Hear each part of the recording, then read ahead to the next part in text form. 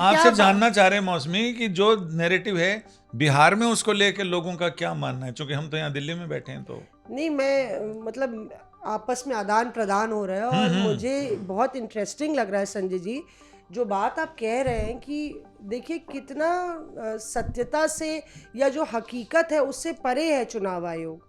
आप रिलीज पे रिलीज जारी कर रहे हैं, वो रिलीज जनता तक नहीं पहुंच रही है। जनता तक तो मीडिया का कैमरा भी नहीं पहुंच रहा है, जनता तक बीएलओ भी नहीं पहुंच रहा है और जनता तक बीएलए भी नहीं पहुंच रहा है। यानी कि ना तो चुनाव का अधिकारी पहुंच रहा है, ना पार्टी का कर्मचारी पहुंच रहा है और ना मीडिया पहुंच रही है। और दिक्कत यह है कि ये एक तरीके से जो कोविड की बात हुई या गांव में इस तरह से एक सुगबुगाहट तेज होती जा रही है कि ये जो पूरा है उनके अस्तित्व को मिटा देगा। मैं मजाक नहीं कर रही, उनको ये डर कोविड की तरह फैल रहा है। एक गांव वाले ने बोला एक कोरोना आया था तब हम लोग को डर लगा था, और एक ये पहचान पर ये वोटर कार्ड वाले जो आया है उनको वो इसको किससे जोड़ रहे हैं? वो जोड़ रहे हैं कि हम अगर हमें ये कार्ड नहीं मिला तो हम भारतीय नागरिक होना बंद हो जाएंगे।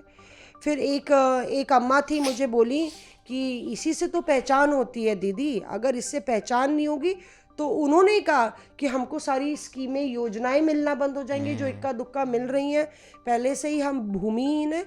तो ये कोई बात नहीं है कि एक अल्पसंख्यक समुदाय को टारगेट ये कर रहा है ये और सारा बांग्लादेशी चला जाएगा।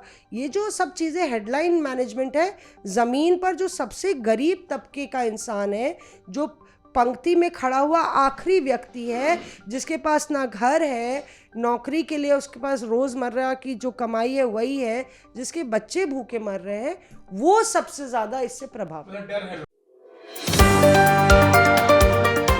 Reporters off.